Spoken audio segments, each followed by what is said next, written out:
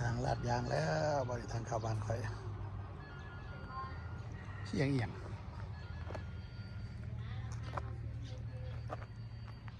ลาดได้ยาแลดฝนลงไปลม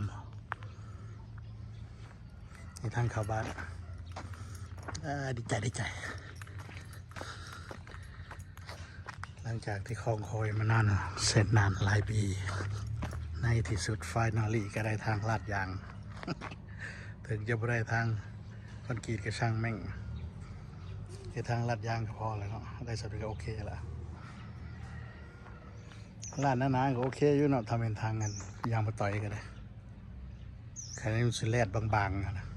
ลาดหนาๆจนดำเลยก็ในเรื่องอยู่โอ้คือว่าเสียดฮอดสนีกระเซาเนาะมันลาดลงไปหลุมในทางยางมาต่อยเลยเด้อพวกเจ้าดีใจเลย